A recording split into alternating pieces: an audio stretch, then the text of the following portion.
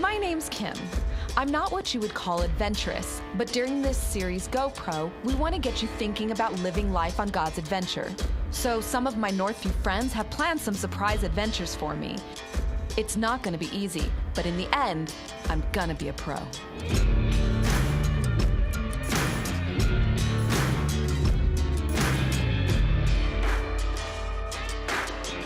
Let's go.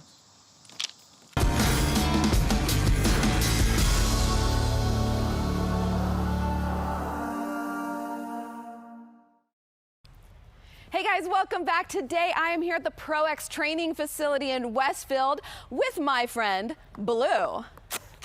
Hey Blue. You know, today I am going to become a mascot just like Blue, but the only thing is Blue can't talk, so I'm going to bring a friend of mine who is underneath the mask here with me today, and that is Trey Mock. Hey Kim. Trey, what's How are up? you? I'm good. How are you? Doing well. Good to see you. Thanks for joining us. Yeah, I'm excited. So today I'm going to become a mascot. Yeah. I'm going to do all things mascot. Yep. We're going to play a little football. Mm-hmm. Yeah, that's good Are you because ready? we do that. I'm ready. Good. We're going to have some rehearsals and Yep. stuff. All right, you guys, ready? Let's do this. Let's go. I didn't really need the training, but I thought, hey, let's give Trey a chance. Tell me, what is the first thing we need to do? Well, you have to work up to a professional costume, so we need to find a costume for you. Costumes. Yeah. Oh, I've got costumes. You see, I'm from the theater. Oh, boy. Yes, I have some professional training in costume etiquette. And so I am ready for this. Okay. You wait here, I'll be right back. Okay. Oh boy. Trey, I got it. Oh boy. We're good. Okay. What do you think? Oh, let's try another costume. Come on, I got this. No. Go team. Yep. Let's get another one. Really? Yeah. All right. Good job, though. Okay, fine, whatever. Here I come. Just keep swimming, just keep swimming, just keep swimming. What do you think? What about this one, Trey? I think you should just keep swimming to another costume. Yeah. Whatever, Trey. It's so tough. Trey, how about this one? How about no? Try on one more. Okay, thanks for Okay. the encouragement. All right, this is it. This is it. This is the last This one. is you the have. one. Yeah. This is the one. So just- I need some honey in my belly. You know who I am? A yellow bear. Yellow bear. Do you have a jersey or a shirt or anything? I've got this. Okay. Yeah. This will have to. I be. think this is perfection. Okay. Let's go. I think this looks better than blue. Come on, yellow bear. Of course. Come on, yellow bear. Okay. All right, Kim. Okay. Yes. I'm in the NFL. You're the NFL. Well, I'm not. Okay. I'm in the NFL, so you got to be able to catch the football. All right. Yep, got All it. right. Here we go. Okay. Okay. Let's Okay. try that again. That was Ready? really close. I felt it. Yep. Okay. Okay. One All right, more, here you go. and I've got it. Yep. Yep. You know what? Let's go out for a pass. Ready? Yep. Let's go out for a pass. Going out for pass. Let's try that. Maybe we do it on the move. Okay. All right, go. Okay. Yeah, but you got to go. Keep going. You ready? Kim, ready? Yep. Kim. Oh boy. Oh gosh. You know what? Trey, Why don't you try throwing the football? I think it's the way you throw the ball. Yeah. I don't think you're very good at that. Yeah, probably not. Blue showed me a couple other things that I assumed would make me a great mascot. I was impressed with what he could do, but in the end, how do you improve on perfection? I'm ready. All right, here we go. Okay. Good job. Okay. Try to hit every box. Okay. Okay. Okay. Throw. Goal! Yeah. Okay, a little bit higher. Yep. Okay. Yep. Yep. Yeah. I got him!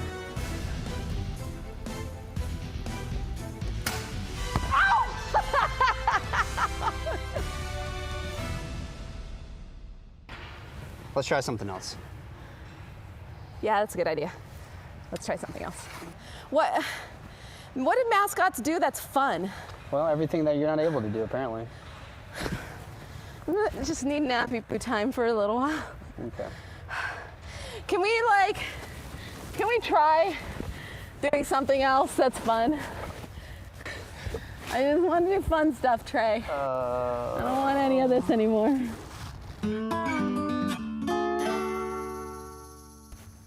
All right, Yellow Bear, All right. your final test. Okay. The pinnacle of our game day experience. Pinnacle.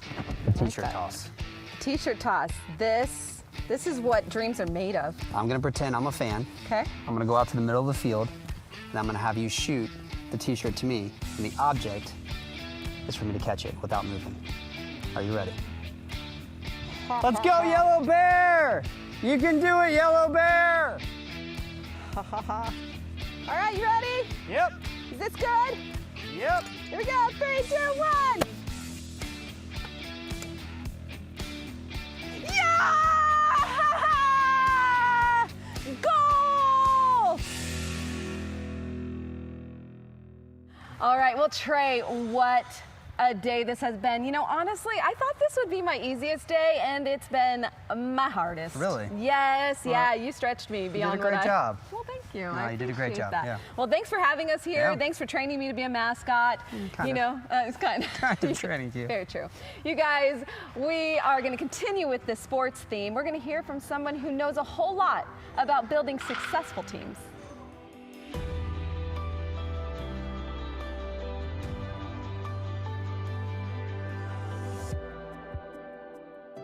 Well, I'm here with Martin Rennie, who's the head coach of the Indy 11, and we are at Grant Park at the clubhouse of Indy 11. So, Martin, I would just love to hear a little bit about how you got into this adventurous vocation that you have of coaching professional soccer. Where did it all begin? Well, I loved soccer from when I was a young boy. Growing up in Scotland, we played it all the time, and I always loved it. And basically, you know, I kept playing and had fun with it. But probably once I got to about 25 years old or whatever, I was working and playing soccer. So I still had the love for soccer, but I was working a good job. I was working in software, sales and marketing, and I was really enjoying it. And I had the opportunity to go on a missions trip that was basically soccer ministry.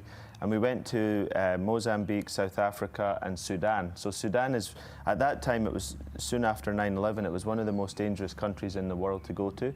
And so I had the opportunity to take an adventure or stay safe. And part of the adventure was like actually going to Khartoum, which is the capital city.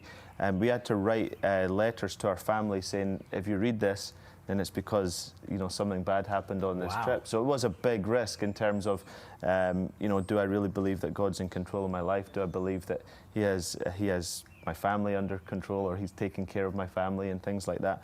So I made the decision to go on this trip, and it was life-changing, and it made me realize, like, okay, I like working, I like playing soccer, but really I want to try and use soccer more in my life, not just on a part-time basis, but I'd like to coach more, and I'd like to use it to have a positive impact on other people.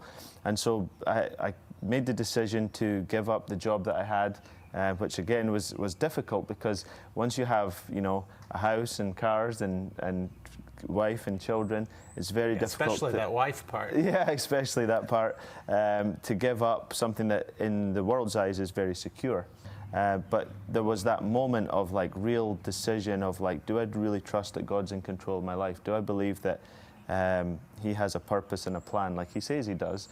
And so when I think God calls you to something, then you can go forward with confidence and you can go forward with faith. It's a great part of, it's been a great adventure. It's been a lot of fun. We've been all over the world and met a lot of great people and really enjoyed it. But looking back, it was quite a tough decision at the time. I can imagine. Mm-hmm. So your story really draws out how you can't live an adventure without risk. Yeah, that's right. I think that, you know, that's the double bind a little bit in life, is that to get to where you want to get to, you have to go through something difficult often. You have to go through something that's challenging or risky. But I suppose it's important in life to think about where you would like to end up one day. And you have to sometimes think about that, you know, beginning with the end in mind. I think that the book by Stephen Covey talks about that, 7 Habits of Highly Effective People, but it says that if you have an idea of where you want to get to, then you have to make decisions that will help you get there. And sometimes that's going to involve risk, and ultimately it's really not so much risk but faith.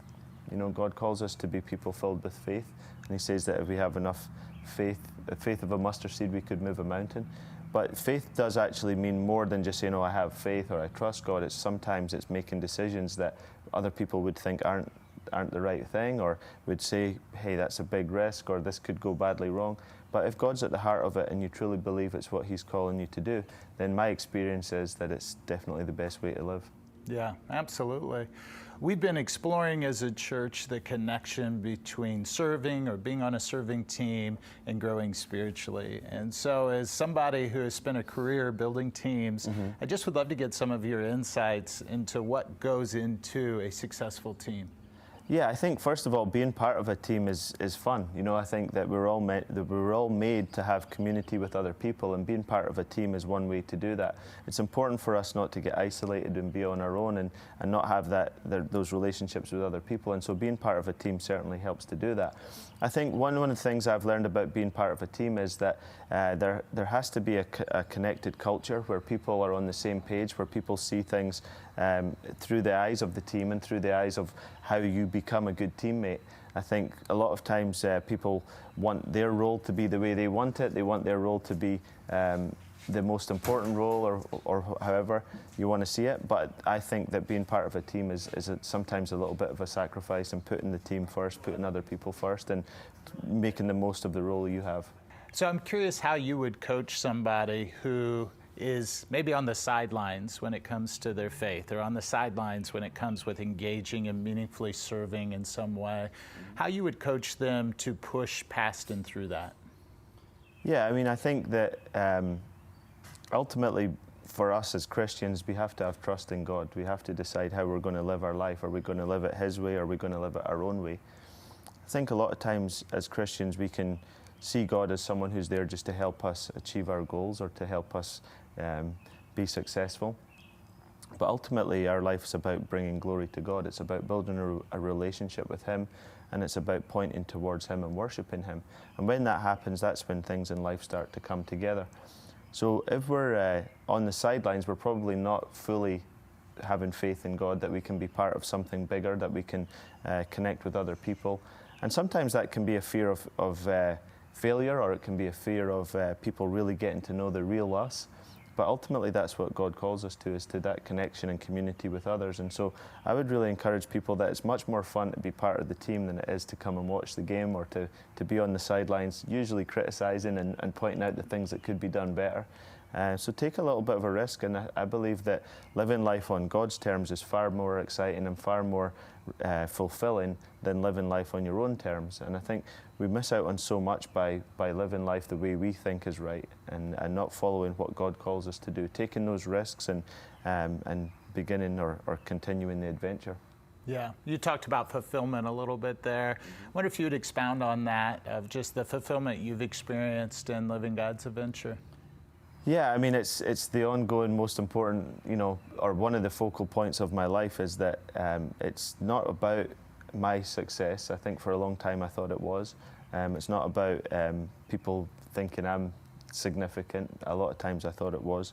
It's really about glorifying God and putting Him at the center of everything. And when we do that, there is a peace that comes with that. There's a fulfillment that comes with that. There's a purpose that comes with that. I think having an idea of what you would like your life to look like, and then working back from that place is important, because you don't want to get to the end of it and think, oh, I've kind of put everything into the wrong things, and it wasn't really worth it. So not having regrets at the end, you have to start now by putting Him first, and by trusting that He has a great purpose for your life, and that you can be used for His purposes and glory to fulfill it. Yeah, that's so true. Martin, thank you for spending some time with us here today. And before you discuss together as a life group, I want to give you an opportunity to do the Choose Your Own Adventure. And in a couple of weeks, we're going to have a cool exercise to bring that all back together. So you want to make sure that you're keeping up with those. Hope you have a great group. We'll see you next time.